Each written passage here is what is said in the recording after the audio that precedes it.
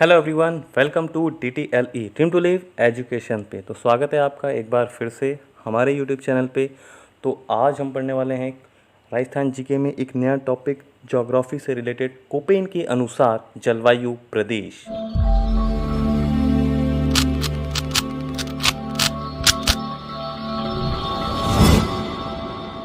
Okay, वैसे तो जलवायु प्रदेश काफ़ी हैं, लेकिन जो जो फेमस है, जिसका ज़्यादा MCQ बार बार पूछे गए हैं, तो वो है कोपेन के, व्लादिमीर कोपेन। कोपेन के अनुसार जलवायु प्रदेश। तो क्या है इसके बारे में, तो देखिए। तो सबसे पहले इसके कुछ फैक्ट्स बात करते हैं। जो व्लादिमीर इसका नाम था, इसका पूरा नाम था व्लादिमीर व्लादिर कोपेन। व्लादिर कोपेन इसका नाम है। ओके, इसने राजस्थान के जलवायु के प्रदेश को बांटा है किसके आधार पर? वनस्पति के आधार पर। एक बार एक क्वेश्चन पूछा गया है कि जो कोपेन के अनुसार जो जलवायु प्रदेश है, वो जो वर्गीकरण किया है वो किस आधार पर किया गया? वनस्पति के आधार पर। तो अलग अलग वैज्ञानिकों के द्वारा इसे वर्गीकृत किया गया। जैसे कोपेन इसे वनस्पति के अकॉर्डिंग कैटेगराइज किया, तो किसी ने इसे वर्षा की मात्रा पे, तो किसी ने मिट्टी के आधार पे, कोई राष्ट्रीय एटलस के अनुसार, अलग अलग हैं। तो कोपेन के अनुसार देखा जाए तो वनस्पति के आधार पे। तो उसे कितने पार्ट में डिवाइड किया? तो कोपेन ने जलवायु प्रदेश, राजस्थान की जलवायु को 4 पार्ट में डिवाइड किया गया। कितने पार्ट में? 4 पार्ट में। और वो 4 पार्ट को उसने जिसमें डिवाइड किया है, उसको एक सांकेतिक कोड के रूप में दिया है। सांकेतिक कोड का यूज़ किया है। जो 4 उसने यूज़ किया है, जो कैटेगरी बनाई है, उसको एक सांकेतिक वर्ड दिया है। जैसे कि AW, जिसका नाम है AW, एक है BSHW, एक है BWHW, और 4th है CWG, जिसे अगर हिंदी में बोला जाए तो हिंदी में इसे बोलेंगे उष्ण कटिबंधीय आर्द्र जलवायु प्रदेश, या BSHW बोलेंगे अर्ध शुष्क या स्टेपी जलवायु प्रदेश। स्टेपी जलवायु प्रदेश यानी कि जहाँ पे घास के मैदान होते हैं ना, उसको बोला जाता है स्टेपी। जहाँ पे जंगल से ज़्यादा घास के मैदान ज़्यादा होते हैं, तो उस टाइप की जो जलवायु प्रदेश होते हैं उसको स्टेपी बोलते हैं या अर्ध शुष्क कहा जाता है। ओके, एक होता है BWHW, जिसे हिंदी में कहेंगे आप उष्ण मरुस्थलीय, जैसे डेजर्ट एरिया हो गया, या उष्ण कटिबंधीय शुष्क जलवायु प्रदेश। ये तीनों ही नाम मिल सकते हैं, है ना। तो जनरली जो आपसे पूछा जाता है अगर कोपेन के अनुसार, तो आपसे सांकेतिक भाषा वाला ही कोड का ही आपसे नाम पूछा जाता है जनरली। ओके, और एक है CWG, जिसे हिंदी में कहेंगे शुष्क शीत या फिर उप आर्द्र जलवायु प्रदेश। जलवायु प्रदेश तो सब में ही आ रहा है। आपको एक तो कोड याद करना है, AW, BSHW, BWHW और CWG। ओके, जिसे हिंदी में उसके ये सारे नाम हैं। क्लियर? या फिर BSW को एक और नाम आता है जिसका नाम है स्टेपी जलवायु, यही ज़्यादातर पूछा जाता है, स्टेपी। ओके, और BWHW यानी जो डेजर्ट एरिया आ गया, है ना, जो बॉर्डर पे है राजस्थान के। ओके, तो देखिए वन बाय वन इसके इसके बारे में और जानकारी देखते हैं, क्या क्या इससे रिलेटेड MCQ पूछे जाते हैं। क्या हो गया? एक तो कोपेन के अनुसार उसने कितने पार्ट में डिवाइड किया? 4 पार्ट में। किस आधार पे? क्या बेसिस था उसका? वनस्पति के आधार पर। ओके, कौन कौन से हों, क्या सांकेतिक कोड यूज़ किए उसने? ये 4 यूज़ किए। क्या? AW, BSHW, BWHW and CWG। Okay, तो और देखिए ये थी, तो इसके अंदर कौन कौन से ज़िले आते हैं, जो 4 पार्ट में कैटेगराइज किया है, तो किस तरह से उसको डिवाइड किया है। तो देखिए, एक यहाँ से हनुमानगढ़ से जो लाइन जा रही है ना, एक इसको लगभग कुछ हद तक इस तरीके से जा रही है लाइन। एक तो आप ये लाइन खींच दीजिए, और एक ये जो अलवर से यूँ थोड़ा जयपुर के बॉर्डर से ये पाली, ये सिरोही तक, ये 3 ज़िले ले लीजिए, ठीक है। और एक ये डूंगरपुर से करते हुए लेके ये अपना थोड़ा सा ये ऊपर उदयपुर से, ये चित्तौड़ से लेते हुए आधा कोटा, झालावाड़ और बारा का थोड़ा सा पार्ट, इस तरह से डिवाइड कीजिए। तो इस तरह से डिवाइड कर लीजिए। तो देखिए, जो BW एक था, उसमें से BW, उन 4 में से एक का नाम था BWHW। BW को मैं ये प्रोनाउंसिएशन करता हूँ बॉर्डर, BWHW को मैं बॉर्डर बोलता हूँ। तो बॉर्डर वाले पार्ट वाले ये आ जाएगा BWHW। तो उसके अंदर कौन कौन से ज़िले आ रहे हैं, जो भी इधर आ रहे हैं, यानी श्री गंगानगर, हनुमानगढ़, बीकानेर, चूरू का लगभग ये देखिए कौन सी साइड होगी, ये कौन सी साइड होगी आपकी? वेस्टर्न, लगभग वेस्ट चूरू, और ये आपका बीकानेर, और ये आपका जोधपुर का भी लगभग वेस्टर्न जोधपुर, और जैसलमेर, ठीक है। ये आ गया बॉर्डर पे। बॉर्डर वाले को मैं बॉर्डर BWHW से डिनोट करके याद करने की कोशिश करता हूँ। उसी तरीके से अगली बात है, ये जो एक आया था वर्ड उन 4 में से BSHW, इसको मैं इस तरह से प्रोनाउंसिएशन करता हूँ, बीच का। BSHW को बीच का बोलते हैं। तो ये जो बीच वाला पार्ट है ना, जो ये वाला आएगा आपका BSHW, BSHW कुछ इस तरीके से। ये यहीं पे अरावली पर्वत श्रृंखला भी है ना, जो विकर्ण के रूप में राजस्थान में है। अरावली पर्वत श्रृंखला जो राजस्थान को 50 सेंटीमीटर समवर्षा रेखा में भी विभाजित करती है। कौन? अरावली पर्वत श्रृंखला। तो ये BSHW। और ये वाला जो पार्ट है आपका, ये होता है आपका CWG। ओके। और ये वाला पार्ट जो बचा होता है AW। ओके। ये वाला जो पार्ट है जिसमें अजमेर, जयपुर, टोंक, ये सबसे ज़्यादा मैदानी इलाके रहेगा काफ़ी हद तक। इसमें सबसे ज़्यादा खेती यहाँ होती है आपकी। ओके। इस तरह से आपको इसकी प्रैक्टिस करनी है किसकी, कि आपको हर बार ये देखिए हनुमानगढ़, चूरू, ये बीकानेर, ये लगभग वेस्टर्न जोधपुर और जैसलमेर का लगभग साउथ एरिया तक ये आपका आएगा क्या, बॉर्डर।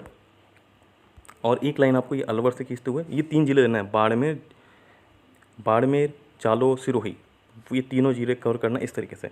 और एक लाइन आपको खींचनी है कुछ काफ़ी हद तक ऐसे, उदयपुर लेते हुए चित्तौड़गढ़, कोटा, ये 12, ये आपका कहला जाएगा क्या।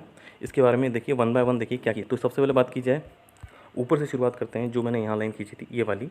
हाँ, तो इसके लिए क्या कहता है, इससे कुछ रिलेटेड क्या क्या इसके फैक्ट्स निकल के आते हैं। एक तो यहाँ पे वाष्पीकरण की प्रक्रिया सबसे ज़्यादा अधिक कहाँ होगी, यहीं होगी। जैसे जैसलमेर हो गया, बीकानेर हो गया, आपका ये गंगानगर हो गया, यहाँ वाष्पीकरण की यानी वर्षा से ज़्यादा यहाँ पे वाष्पीकरण ज़्यादा होता है। कहाँ पे? BWSW में। और यहाँ वर्षा की मात्रा की बात की जाए तो 10 से 20 सेंटीमीटर वर्षा इस इलाके में होती है। ओके। इसके अलावा अगर ये बात की जाए इसकी, ये कौन सा इलाका है आपका, ये BS, ये आपका बॉर्डर है, तो बॉर्डर पे ये आपका बॉर्डर तो BWHW। ओके। इसी तरीके से ये जो ये वाला जो पार्ट है बीच में, ये वाला जो पार्ट है जिसमें आ रहा है आपका ये चुरू, झुंझुनू, सीकर, ये चुरू, झुंझुनू, सीकर, इसको आप क्या बोलते हैं, शेखावटी क्षेत्र भी इसको बोला जाता है ना। 3 जिले तो यूँ आगे शेखावटी से। उसके अलावा आपका नागौर आ रहा है, जोधपुर आ रहा है, बाड़मेर आ रहा है ना। बाड़मेर, जालौर, सिरहो, ये 3 जिले पूरे कवर हो रहे हैं। या यूँ कह लीजिए जो भी पर्वतीय अरावली पर्वत श्रृंखला के इर्द गिर्द जो हैं वो सारे जिले आपके कवर अप होते हैं। किस में? BSHW, बीच में BS, इसको BS बीच वाले पार्ट में आ जाएंगे। ओके। और ये जो नीचे वाला जो पार्ट आ रहा है ये इस तरीके से, वो उसमें क्या आएगा आपके, ये आएगा आपका AW। ये आपका कहलाएगा बॉर्डर पे, यानी कि BWHW, यानी जैसे SBBJ, वो 4 तो आपके ज़िले आएगी। उसके अलावा हनुमानगढ़, चूरू का लगभग पश्चिमी इलाका, पश्चिम आपका ये हो गया ना, वेस्टर्न, ये ईस्ट है ना। तो चूरू का देखिए लगभग वेस्ट इलाका चल रहा है। इसी तरीके से जोधपुर का भी वेस्टर्न पार्ट। ओके। और ये वाला जो पार्ट है, ये जो बीच में जिसमें अरावली पर्वत श्रृंखला भी आपकी आती है ना, तो वो यहाँ पे आपके क्या होगा, यहाँ कांटेदार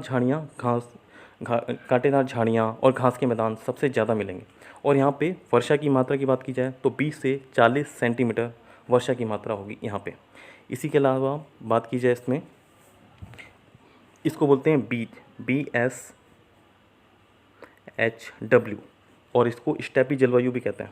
स्टेपी जलवायु का मतलब जैसे कि यहाँ वन से ज़्यादा बड़े बड़े घास के मैदान पाए जाते हैं। जैसे अर्जेंटीना में बड़े बड़े घास के मैदान को अर्जेंटीना पंपास कहा जाता है, कहीं पे इसको ऑस्ट्रेलिया में जैसे डाउन्स कहा जाता है ना। तो उसको क्या बोलते हैं, स्टेपी जलवायु, यानी स्टेपी यानी कांटेदार झाड़ियाँ या घास के मैदान। जैसे जो यहाँ भारत में जो घास के मैदान होते हैं उससे 5-5, 6 से 7-7 गुना बड़े वहाँ पाए जाते हैं। USA, अमेरिका, या फिर ये ऑस्ट्रेलिया के डाउन्स, ये सारे उसको बोलते हैं स्टेपी जलवायु। तो यहाँ पे किस टाइप की वनस्पति पाई जाएगी, कांटेदार झाड़ियाँ, घास के मैदान। और ये वाला जो इलाका कहलाएगा, ये आपका कहलाएगा AW। नीचे जो उदयपुर, चित्तौड़गढ़, डूंगरपुर, बांसवाड़ा, प्रतापगढ़, झालावाड़, कोटा का थोड़ा पार्ट और बारा का थोड़ा सा पार्ट, दक्षिणी पार्ट, ये इसमें कवर अप होता है ना। तो AW आपका में किस टाइप की वनस्पति है, मानसूनी पतझड़ वन। और यहाँ वर्षा की मात्रा की बात की जाए तो 80 से लगभग 90 सेंटीमीटर वर्षा यहाँ प्राप्त होती है, जो सबसे ज़्यादा वर्षा यहीं प्राप्त होती है। और भारत में, चाहे भारत की बात हो चाहे राजस्थान की बात हो, राजस्थान या भारत दोनों को ही में जो वर्षा होती है जो मैक्सिमम, वो दक्षिण पश्चिम मानसून से ही मिलती है। उसको दक्षिण पश्चिम मानसून से ही सबसे ज़्यादा वर्षा राजस्थान को मिलती है, और भारत के कॉन्टेक्स्ट में भी यही है। Okay, clear. और इसी तरीके से ये वाला जो पार्ट बचा, इसको बोलते हैं CWG, इसकी कोडिंग क्या थी, CWG। 4 पार्ट में डिवाइड किया था कोपेनहेगन ने, जिसमें अजमेर आ रहा आपका, जयपुर, टोंक, भीलवाड़ा, बूंदी, पूरा भरतपुर संभाग में क्या था, धौलपुर, भरतपुर, सवाई माधोपुर, करौल, ये सब, ठीक है, ओके, ये सारे उसमें थे। और अगर इसमें वर्षा की मात्रा की बात की जाए तो 60 से 80 सेंटीमीटर वर्षा इधर पाई जाती है, ओके।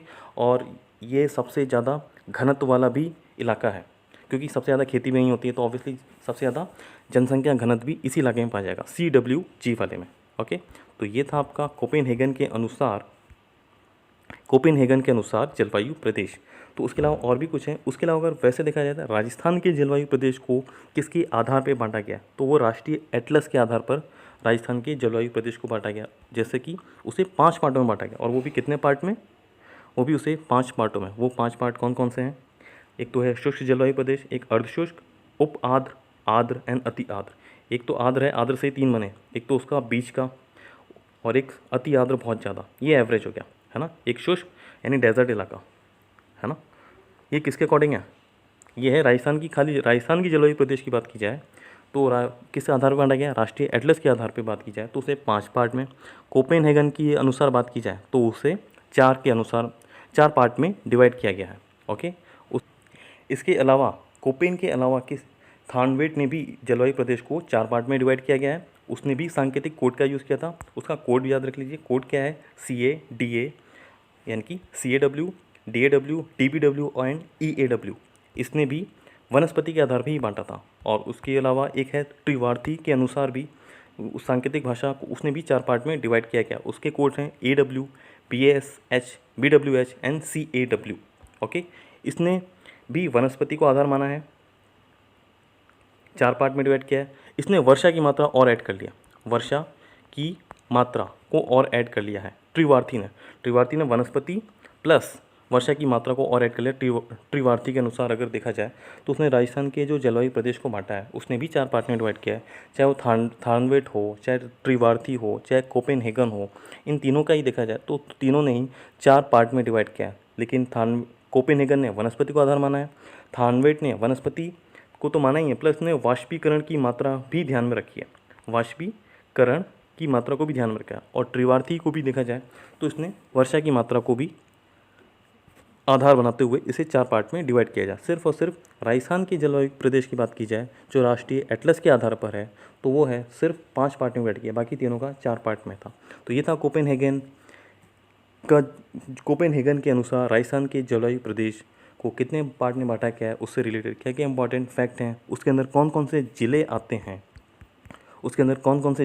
हैं, तो ये आपको याद रखना है। तो आपको इसको वाया मैप याद करेंगे तो ज़्यादा आसान रहेगा। आपको सिर्फ ये 3 लाइन ड्रॉ करनी है, एक ये वाली और एक ये, यानी कि 1 2 3, ये 3 बाड़मेर जालौर सिरोही को लेते हुए एक यहाँ से एक लाइन ड्रॉ करनी है।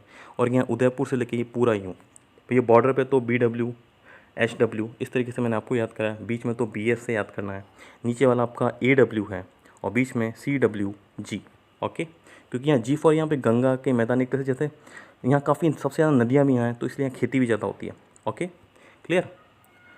तो ये था कोपेनहेगन के अनुसार जलवायु प्रदेश। So that is for today's guys, आज के लिए इतना ही।